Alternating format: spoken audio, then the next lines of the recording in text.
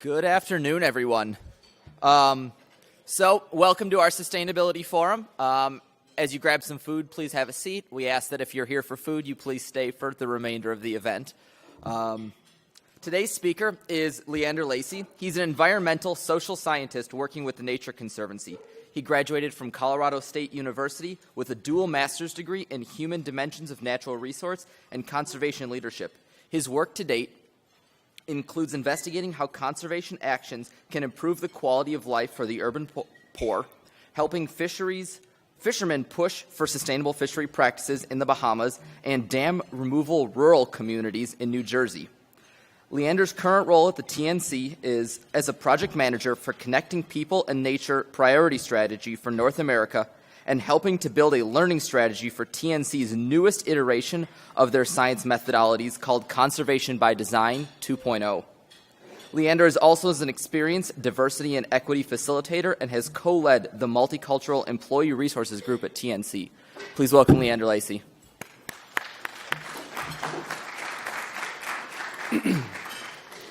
So first, thank you all for joining me, faculty, students, and partners. I really appreciate you taking the time to really listen to my presentation. I'm going to be talking about a research project that I've actually started to compile at the Nature Conservancy. It's not it's not fully implemented, but you guys have an opportunity to really hear about and learn about this project that I'm putting together and the research that I've done.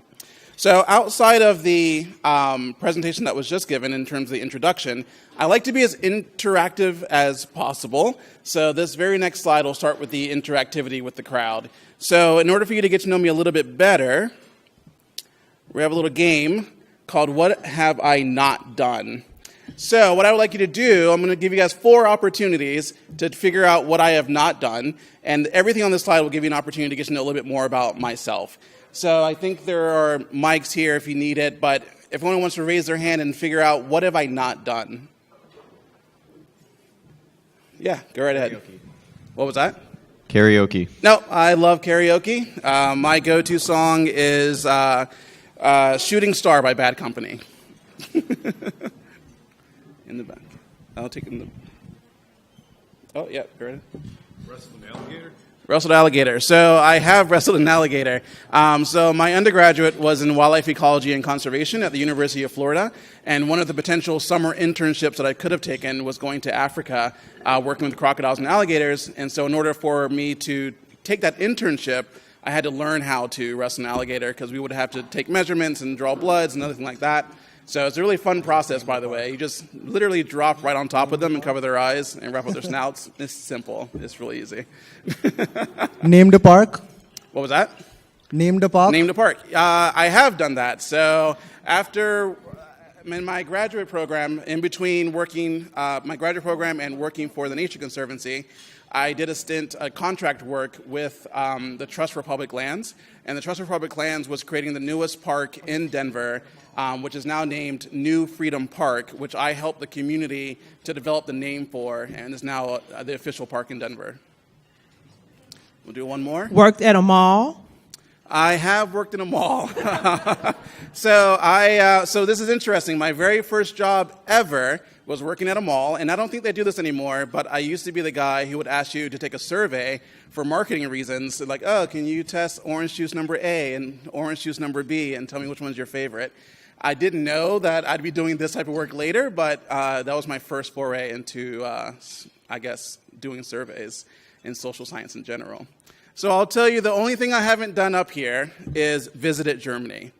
And that's only because it's on my bucket list. I'll be there next year. I love castles, and I'm going to go to Germany and do a castle tour through Germany.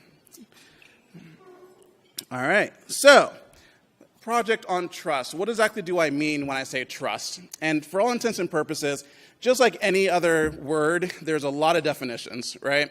And so what I've done is I've collected a various amount of research, and through those various papers that I've read, the themes that I've picked out from it is that the 3 things that are most important in trust is willingness to be vulnerable, expectation that you will do what was agreed upon, and expectation that all factors are considered before decisions are made.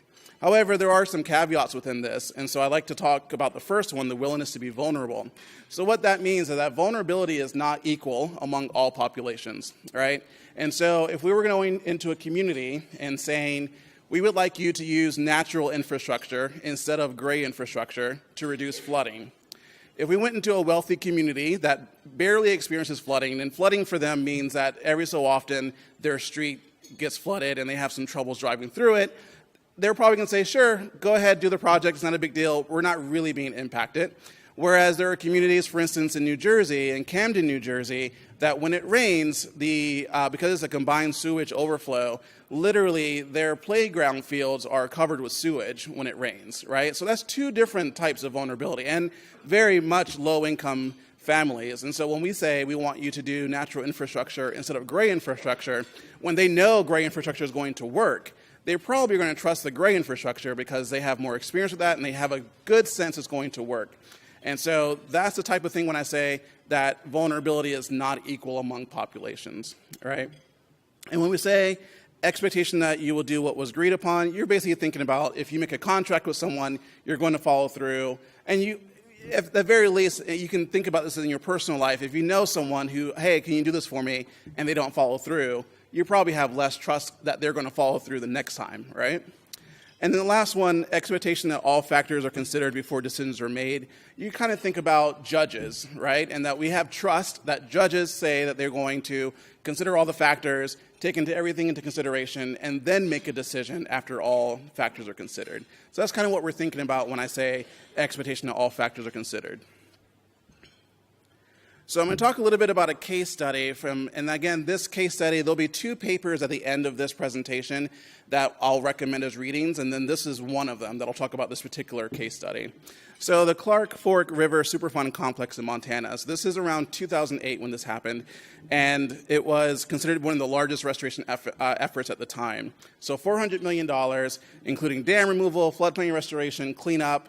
And so the researchers, after the project was over, wanted to find out, well, what were the social factors that contributed to the success of this project? Because very little was understood about the social factors that contribute to success of restoration projects. So this just kind of gives you a sense of where it was located and how large the project was.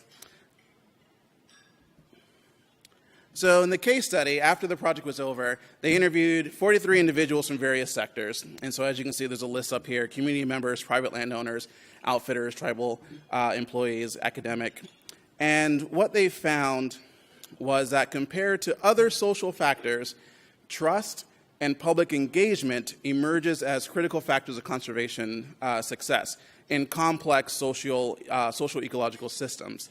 And so what that means is this complex social ecological systems, you can kind of maybe intuitively understand it, but what it really means is areas where the people will influence the success of a project, where there might be government factors involved, there might be reputational risk, there might be a lot of money involved. So you might think about a large project like this one as one of those complex social ecological systems, whereas if you wanted to do again, a natural infrastructure project in maybe a rural park where there really isn't much red tape to go around, that's probably not going to be as complex in terms of what you have to do. The trust level that you have to build may not be as high. The other part of this is that they found is that both spatial and temporal scale influence trust. So what they mean by that is the larger the project, the more effort you're going to have to put into it to build trust. And the longer the project goes, the harder it is to sustain trust over that time period.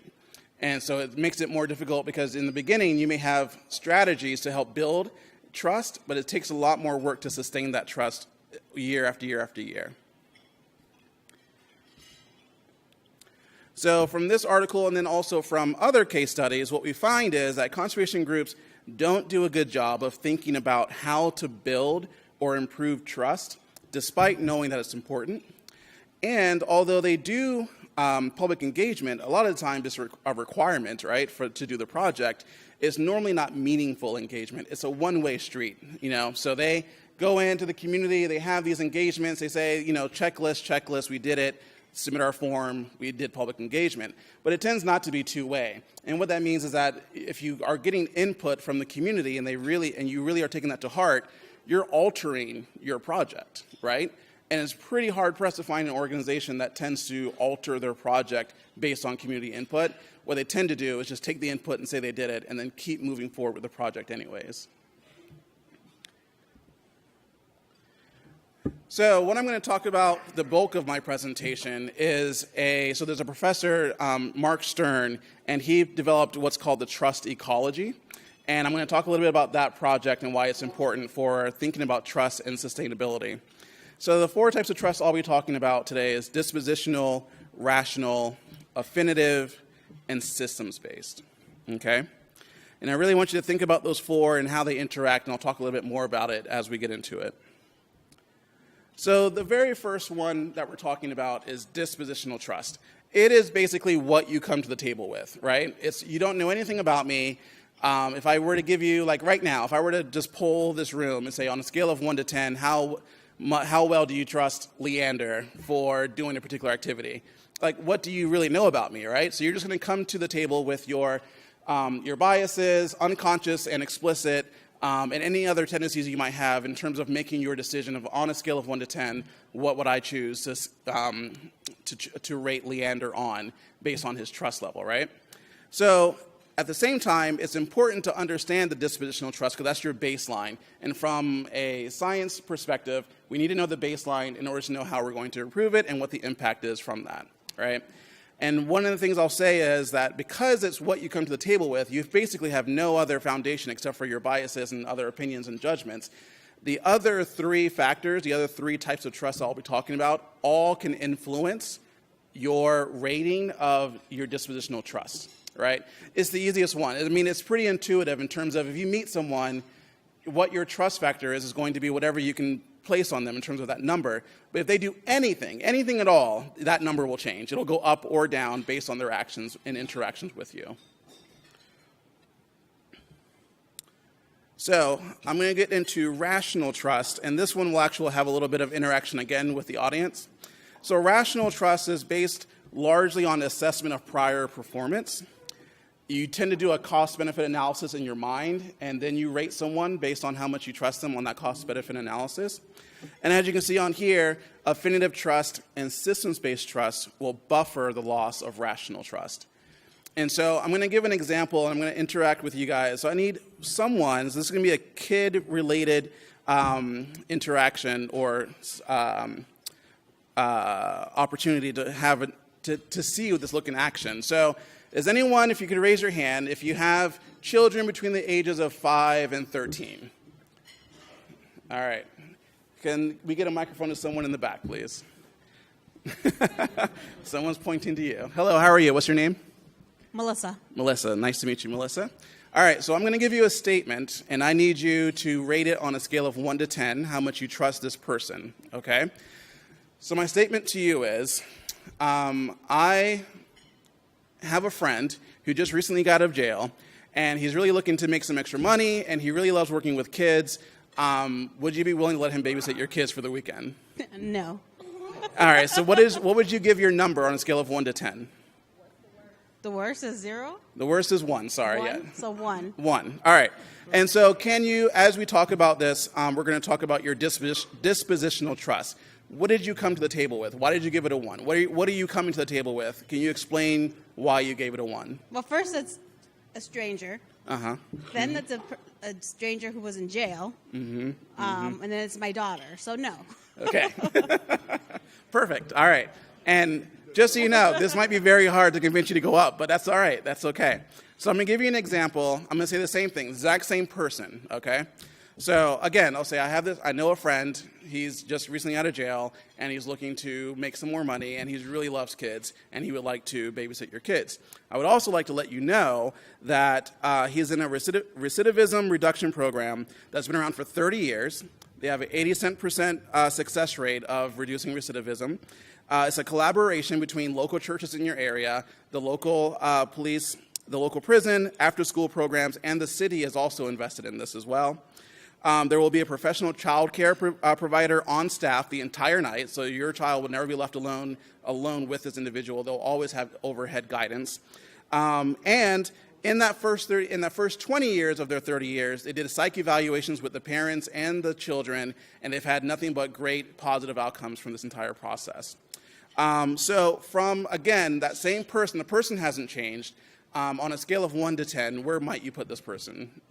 I would still be at a 1. At a 1, yeah, that's fine. And yes, question over. Oh, yeah, that's a great point. I actually have it on here. So these are all petty crime folks who maybe have stolen, something like that. So they haven't got anything, and then nothing child-related as well.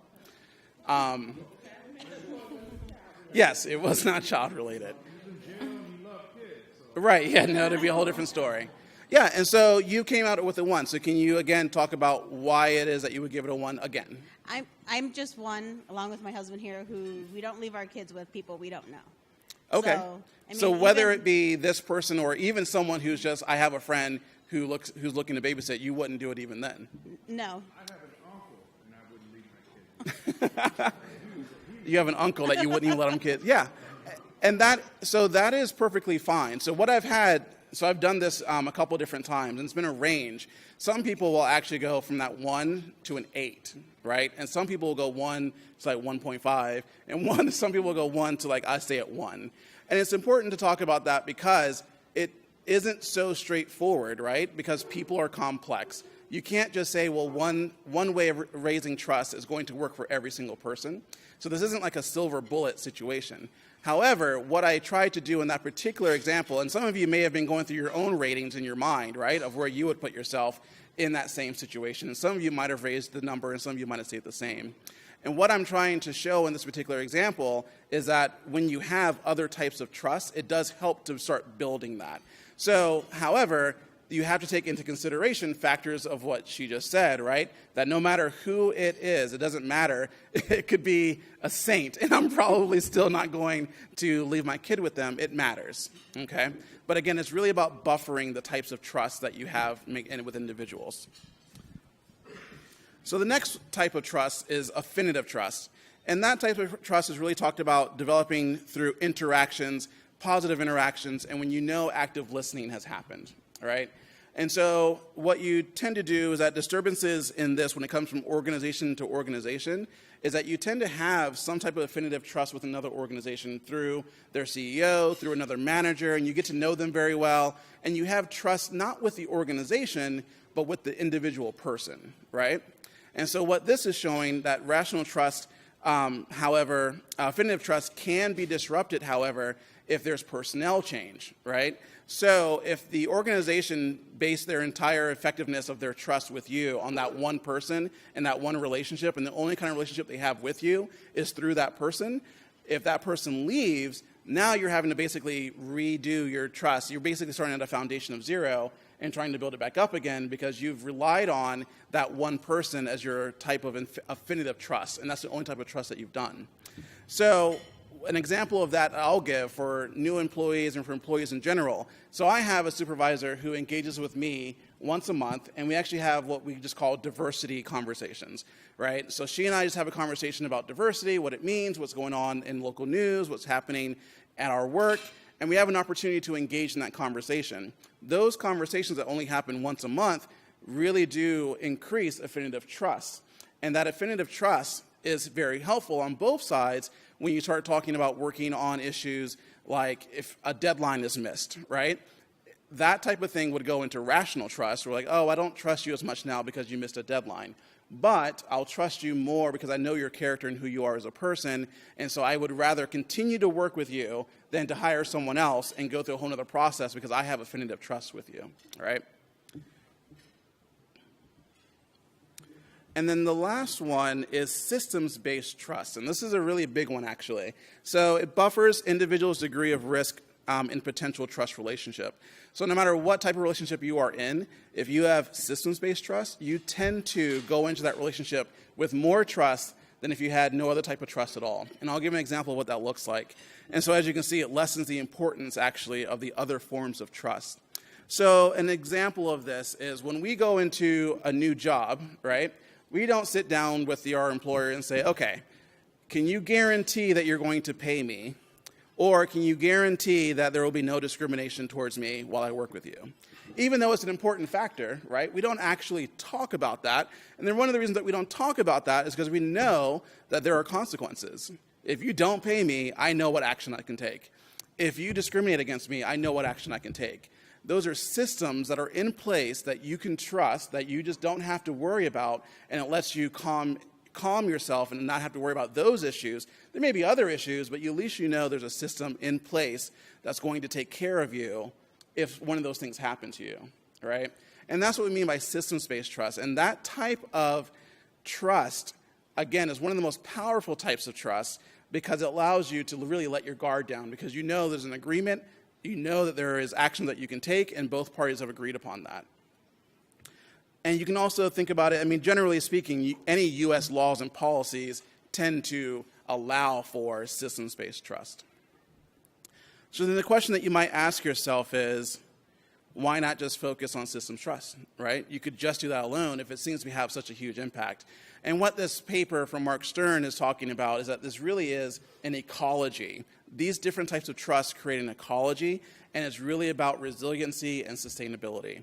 If we just did systems-based trust, for instance, if that system ever failed for whatever reason, and you had no other type of trust to bolster it, you would lose trust completely with the audience that you're trying to work with the communities, with the governments, whatever that case may be. So what I'm trying to do, and what I'm trying to argue for, and what I'm trying to increase is thinking about strategies that will include all different types of trust in order for you to have a more sustainable conservation project in the end. Because if you did a project where you just focus on one type of trust, you end up with projects that don't either fail completely or the perception of failure is there, which is also a very relevant part of this process. And I'll explain a little bit more about that and what I mean. So when I say what's kind of the bottom line, so I did what's called like a result chain, which kind of lets me think about, all right, what am I saying when I get from the beginning to end? What am I really trying to say here? And that is that utilizing trust diversity strategies will increase and sustain trust. And so if you can increase in trust and sustain it, it will improve actual success and the perception of success. And I'll explain why a perception of success is so important. So from an environmental perspective, if we were trying to talk about the success of a project for a river restoration project, we may be talking about the benthic habitat, which is just the bed of the river, right? And trying to improve the health of the bed of that river. So people who see that project won't be able to see that, right? They can't physically see it. However, they can perceive that it was a success because, yes, I was fully engaged, I was told ahead of time, I knew the consequences, they stuck to all their deadlines. I perceive that project as a success. So the perception of success is just as strong as the actual check off, here are the 5 things we were trying to accomplish from this project, success.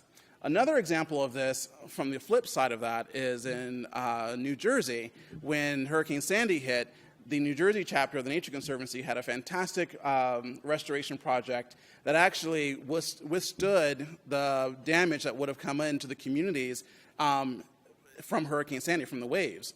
I will say that the community, however, not understanding how the restoration project was supposed to work, saw that the restoration area was flooded and thought it was a failure, when really that was supposed to be exactly what it's supposed to do. That's the natural process. So the perception of failure was just as strong as the actual success of the project, right? So they saw it as a failure, even though their houses were not damaged and they were safe, they still thought it was a failure based on what they saw, because physically, flooding made it seem like it was a failure. And so to kind of help think about where would I actually apply and need to think about doing trust projects, because really this is not something that every single project would actually need to have, right? So I put together the list of questions that might help you think about when you would actually want to apply trust in your project. So does the project involve multiple stakeholders? Do we have bad history with any of those stakeholders? Do other stakeholders influence the success of the project? Is government and politics in play? Do we want others to adapt a new strategy or technique? And one of the reasons for that one that's kind of important is that when you have a new technique that no one's adopted before, you're basically, once again, getting them to trust you that this is an appropriate technique and that you should use this project or this technique over something else, right? So again, the example I gave earlier about natural infrastructure versus gray infrastructure, there is still a lot of work being done on the success of natural infrastructure, and so cities are not just adopting them, quickly and fully. There is still hesitation because they know that gray infrastructure works. They can see it, they can measure it, and so they feel more confident about that, whereas natural infrastructure projects need a little bit more trust building in order to get cities to do that work with them.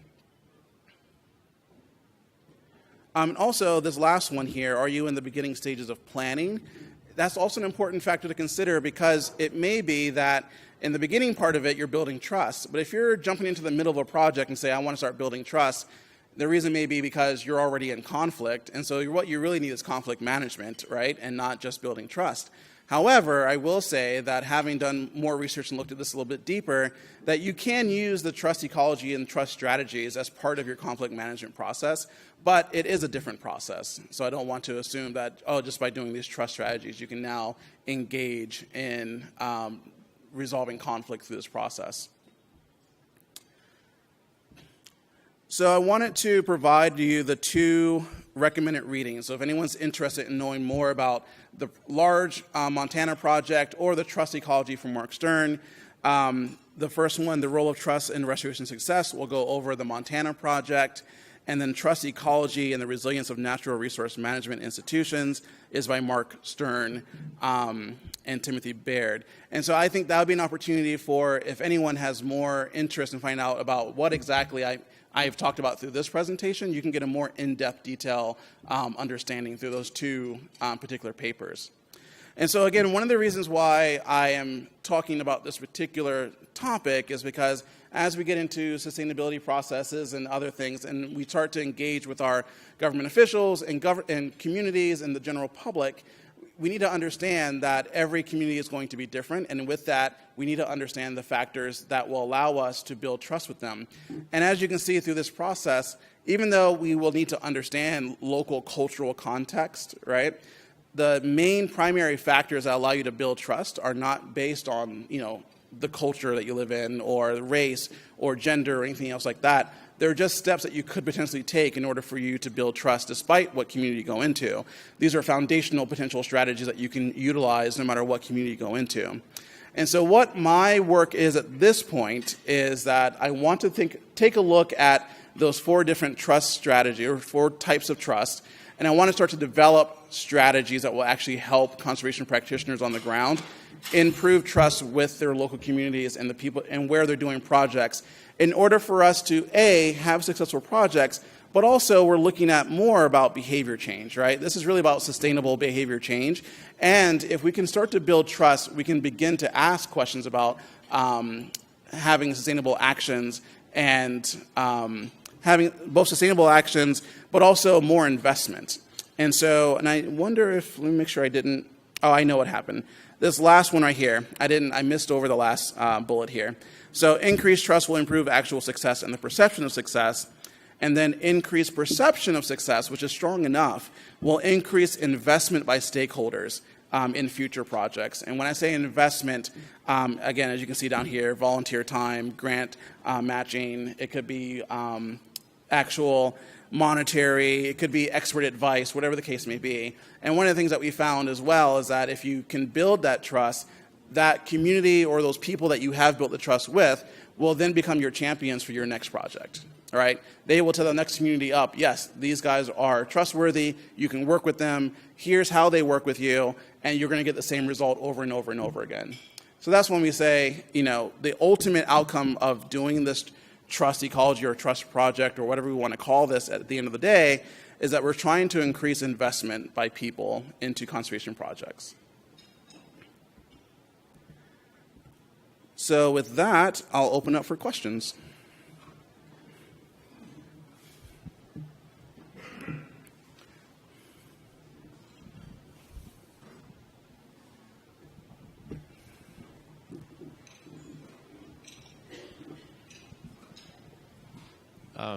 So I'm just curious, between other projects and projects like the one you mentioned in Montana, what was like the net difference between projects that didn't have like a social aspect and the one that you mentioned? So are you asking what were the... Can you just repeat the question to make sure I understood? Yeah, it sounds like it's significant. I'm just curious how significant that is. Yep.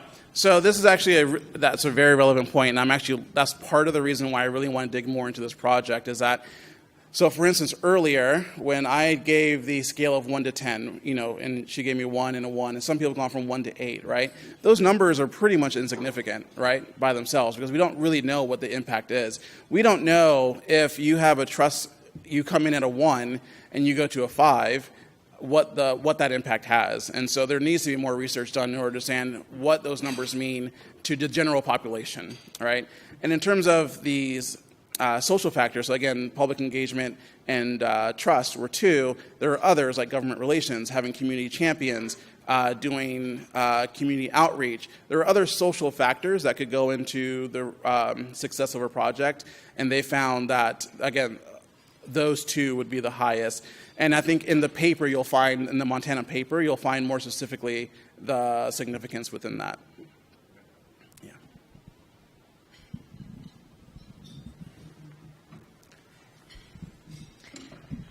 I understood that you are working in projects about nature conservation and restoration, and I would like to ask whether you could talk a bit about the experiences you made with regard to trust, trust-related experiences in those projects.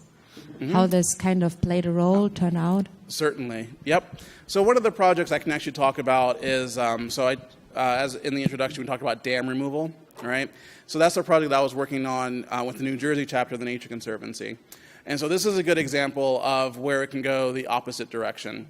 And so my job was to go into the community, do interviews, focus group meetings, understand the values of the community, what their perceptions are of restoration, and then help us to then go into the community and have a better opportunity to engage them effectively to get the dam removed, okay? However, what happened was that the Nature Conservancy, along with 30 other partners, had already started the process, had already bought the dam right, and had already moved along on the process because it wasn't the community's property, it was the state. And so the state allowed us to continue the process. So once I did my part and understood the community better and had this great opportunity to say, well, this is what they care about, this is how you approach them, this is what we do, we go into the community and they feel betrayed, right? They feel betrayed because they felt as though they were not involved in the process early enough. And so our trust with them had already declined before we even had an opportunity to really engage with them fully. And so what that led to is even though we had the right words to say, they had already basically reduced their trust with us because they felt as though we weren't engaged with them and that they couldn't trust our system. So our system had already, in their eyes, failed because they felt as though we were not engaging them properly and that we did not engage them early enough. So, and although the project is still ongoing, there was they did vote on whether they wanted to keep the dam or not. And not overwhelmingly, but by an extra 400, I think, votes were to remove the dam, and 700 or so were to keep the dam in and to oppose the dam removal. And so that project is a really good example of that. Even though we had community champions in the community, we had really good relationships with the mayor, that still wasn't good enough for them. That government relations, the community champions, those social factors failed, and what we really should have been working on is the trust factor.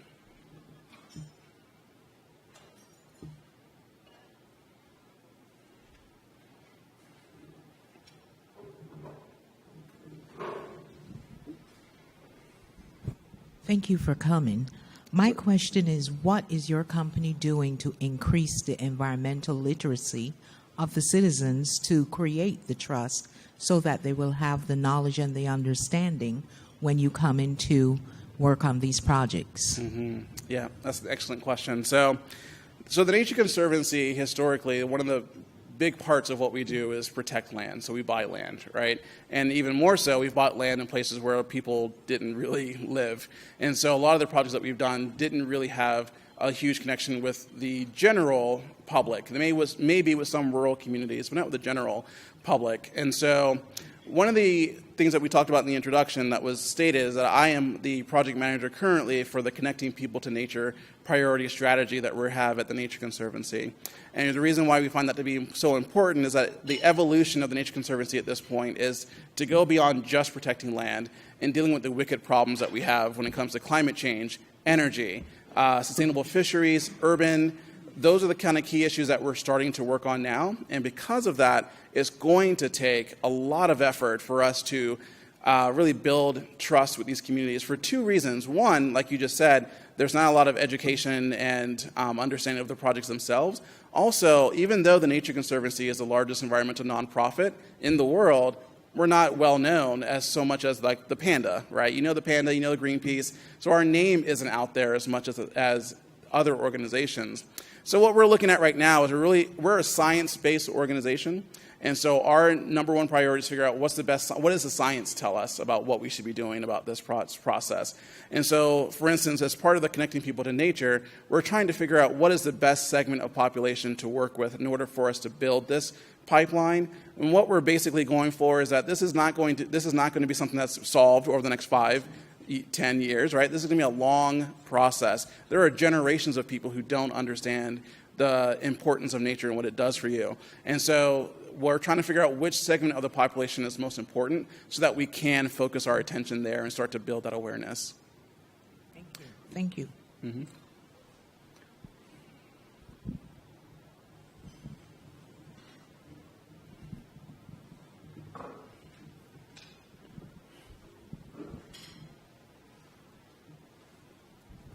Thank you.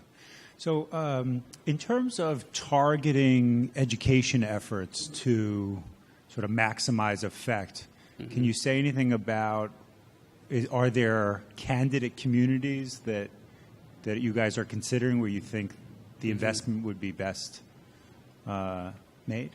So we've already done some dabbling, I suppose is probably the best way of saying it, into particular populations. And so we do find that urban is a really big contender for a population that's really should be focused on, just simply because, when you think about over half the population will be living in cities at a certain point, that's a major factor. And so we really want to engage where we can, where we're going to have the most impact and most leverage.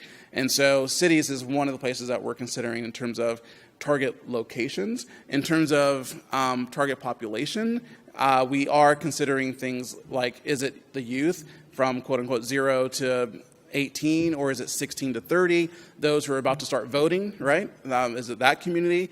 There's other type of, and there's an exhaustive list that I can't go through all of them, right? But is it religion, right? That's a big factor in terms of people that we want to engage with. Is it Latinos? Is it African Americans? So we really are trying to engage with the literature and find out what the science is saying in terms of which population group will be the best suited for us to help leverage the most impact. Because we can't, unfortunately, educate everyone, right? As I'm sure we all understand, you can't do a scatter shot. You have to focus in on a particular population and go from there. But with that being said, I will say that one of the reasons why this project even more so is important to consider is as we go into communities where we've never worked before or with constituencies that we've never engaged with before in the past, we're going in blind, and a lot of scientists aren't exactly equipped, right, to engage with people in the most effective way. And so for all intents and purposes, they weren't really hired for their people skills, right? They were hired for the science and what they can do for nature and doing those successful projects. And so it really is necessary for, in some way, to develop a guidebook or guidance to really help these practitioners succeed in the field.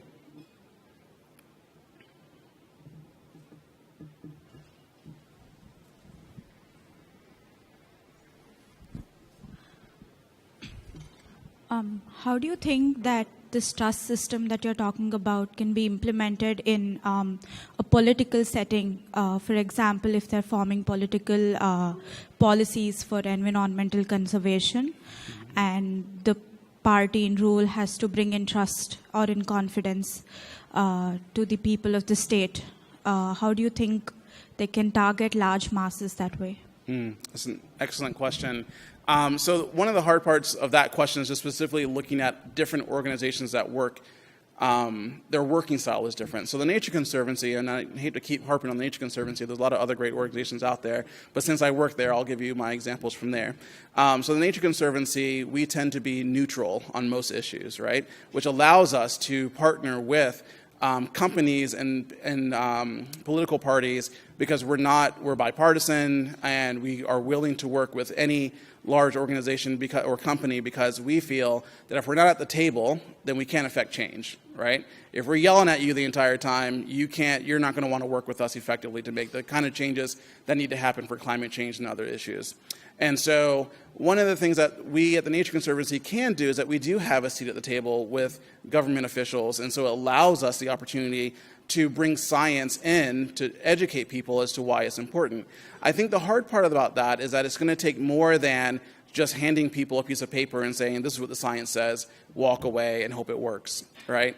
It's going to be building relationships. It's going to need to be opportunities for them to really get to know individuals better, and also bringing in other individuals outside of the organization to really engage with these political officials is help them understand the importance of why certain policies need to be enacted.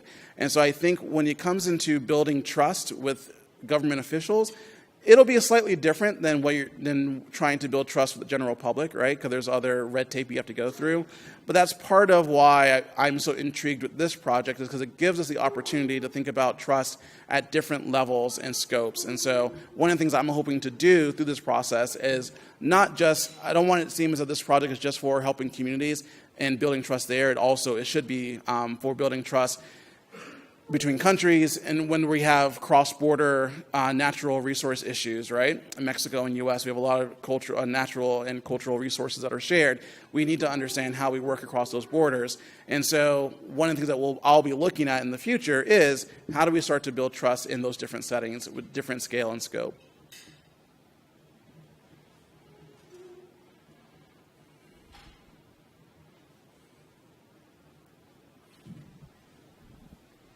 I guess maybe one more question is, you used as an example a couple times the issue of with flood water using either gray technologies or more natural technologies. In terms of, so we're in a city, is that one of the major issues that you think people living in urban contexts should be paying attention to? Are there others that you think we should be talking about and sort of building greater understanding of here in Chicago? Yeah, so, and again, I don't know the entire Chicago situation, right? So, but I will say one of the reasons that we focus on natural infrastructure and flooding is because it's the most visible. It tends to be the most visible thing that people can see, and it's an issue that tends to impact people in urban areas, especially in cities that have combined sewage overflows, because they tend to be antiquated. And so when we do have these issues, like I said before in Camden, New Jersey, that when it rains, it floods, and when it floods, it's raw sewage on, kids' playgrounds. Those are issues that are relevant to people immediately, right? It's a health issue.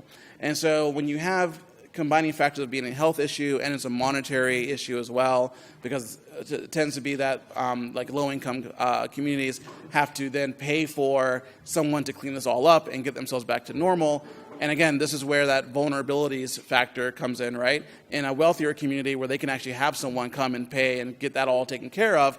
In a poorer community, it takes a lot more work for them to get this. They could be out of work for a week or two dealing with issues that if you're in a wealthier community, you can get done by calling someone and have it done in a day, right? And so anyways, flooding and natural infrastructure are a really good process because it allows people to see the natural processes that will reduce flooding, but it's also very visible, right? Whereas gray infrastructure, when I say that, a lot of times what that just means is they're going to go in, rip out the old sewer system, pay all that money to rip it out and replace it with something different, right? That's a lot of money. It's not cheap, and a lot of cities are currently in trouble because they're not up to code with that particular issue. So getting people to go to natural infrastructure could be a more cost-effective way of managing their flooding, and it's a way for you to see it, whereas a pipe under the ground you can't see, right? So a rain garden or a natural infrastructure project is something you can visibly see, the community can see, they can interact with it, and depending on how it's built, you're looking at native species, stuff like that coming back that people can see. Also, there's been a lot of work around incorporating music and art into natural infrastructure projects. So, for instance, when it rains, they'll put in these rain pipes where it'll flip over and you can hear music as the rain comes through it. So they're really trying to incorporate other elements that a great infrastructure project just simply can't do, right? The other factor tends to be air quality. That tends to be the second factor that most people really understand and really want. Again, it's a health issue, and it's visible to a certain extent, and it's health issue in terms of their kids and their asthma rates and everything else that comes along with that. So they do understand it's an important issue, and there are ways to use nature to help abate some of those problems. But I will just quickly say, again, with the trust issue, some of these natural infrastructure projects in urban areas don't go over well. And the reason being, and again, cultural context in this particular case, there are some areas where we said, okay, community, what do you want? We can put in benches, we can put high trees, and people say we want no benches at all because benches will invite drug deals. And so if you don't understand those contexts, then you can't really just put in a project and expect it to be successful. You have to understand the context of the community, and that's part of the building the trust process, is engaging with the community and understanding what do they care about and what's valuable to them, and then actually doing it, right? Because there are a lot of conservation projects out there that have been done with the intention of helping the community, but really it has done no help at all. They just added extra features that they thought that the community would care about because they made assumptions. And that's one of the reasons why social sciences in general are so important, is to help cut through those assumptions about what we think people want and actually understand what they do want.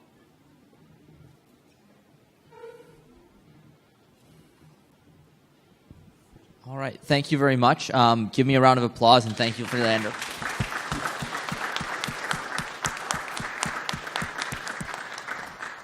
As always, I've got some containers here, so please take home leftovers. We don't want it to go to waste. And if anyone has any people that they'd like to see come to our forums, any speakers they have in mind that they think would be of interest to the community, please send us an email at campussustainability@iit.edu, and we can start that conversation to see if we can bring those people in.